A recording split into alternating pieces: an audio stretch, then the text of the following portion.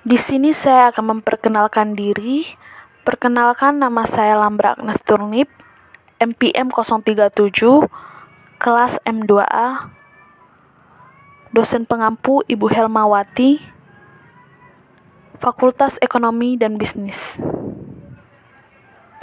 Di sini saya akan menjelaskan tentang bab 4 yang berjudul Perekonomian dua sektor.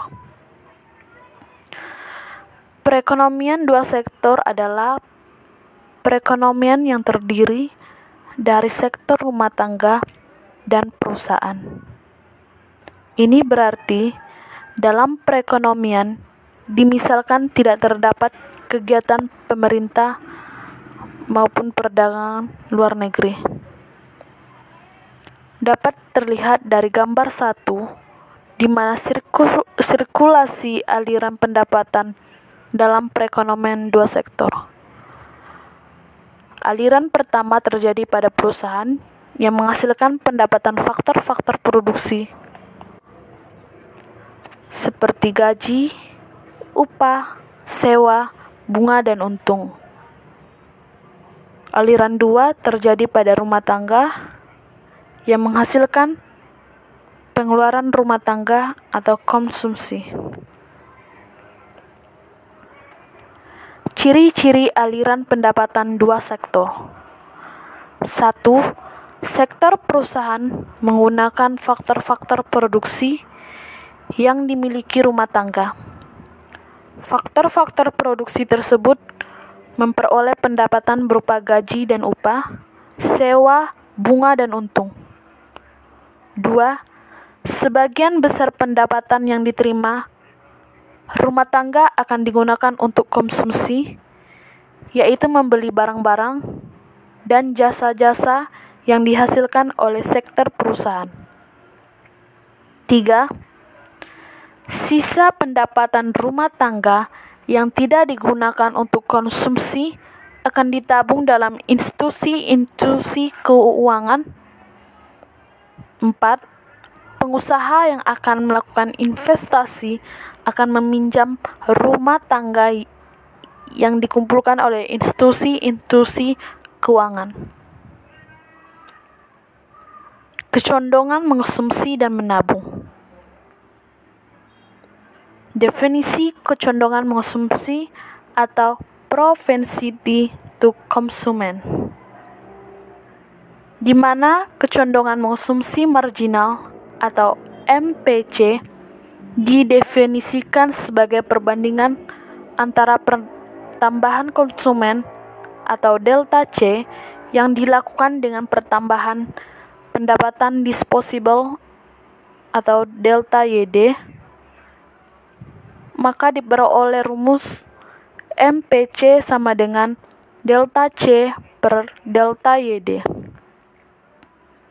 Kecondongan konsumsi rata-rata atau APC didefinisikan sebagai perbandingan antara tingkat konsumsi atau C dengan pendapatan disposable atau YD ketika konsumsi tersebut dilakukan, maka diperoleh rumus APC sama dengan C per YD.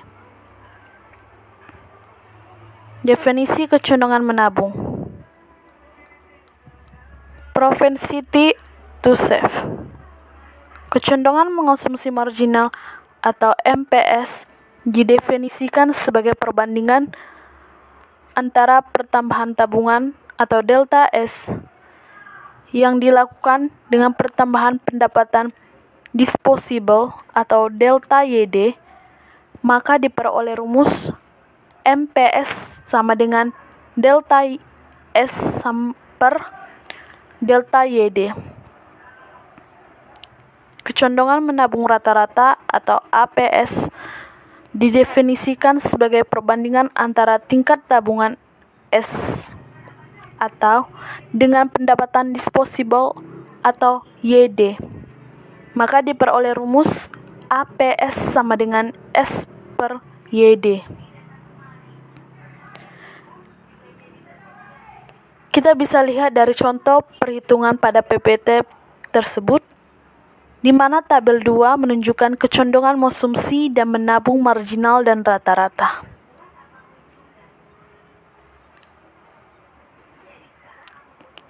Fungsi konsumsi dan tabungan. Fungsi konsumsi adalah suatu kurva yang menggambarkan sifat hubungan di antara tingkat konsumsi rumah tangga dalam perekonomian dengan pendapatan nasional atau pendapatan disposable dari perekonomian tersebut.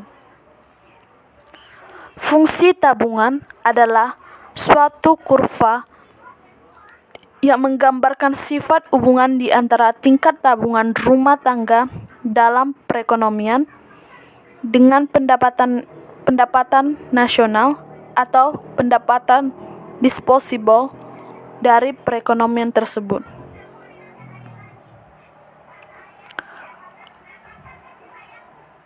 Persamaan fungsi konsumsi dan tabungan. Fungsi konsumsi. Fungsi konsumsi adalah suatu kurva yang menggambarkan sifat hubungan antara tingkat konsumsi rumah tangga dalam perekonomian dengan pendapatan nasional.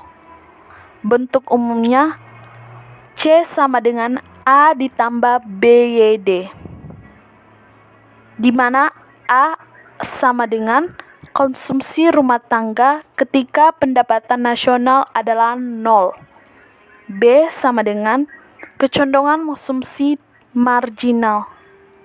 C sama dengan tingkat konsumsi. Y sama dengan pendapatan nasional. Fungsi tabungan.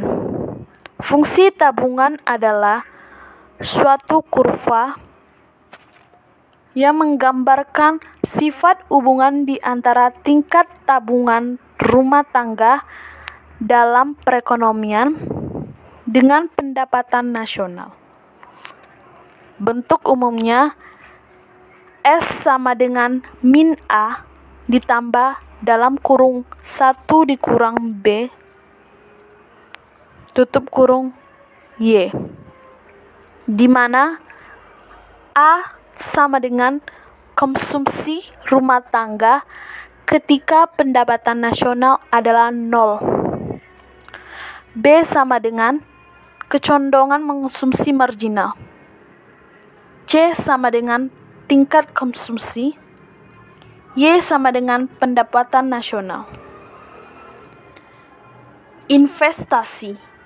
Investasi adalah pengeluaran perusahaan untuk membeli barang-barang modal dan perlengkapan produksi untuk menambah kemampuan memproduksi barang dan jasa dalam perekonomian.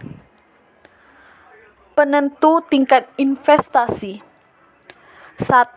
Investasi, keuntungan, dan tingkat bunga. 2. Ramalan mengenai keadaan ekonomi di masa depan. 3. Kemajuan teknologi. 4. Tingkat pendapatan nasional dan perubahannya. 5. Keuntungan yang diperoleh. Tingkat pengembalian modal dihitung dengan menghitung nilai sekarang, di mana diperoleh masa depan, atau menghitung tingkat pengembalian modal atau keuntungan yang digunakan perusahaan untuk menilai kesesuaian investasi yang akan dilakukan. Investasi memperoleh keuntungan apabila nilai sekarang pendapatan di masa depan lebih besar daripada nilai sekarang modal yang diinvestasikan. Menghitung nilai sekarang.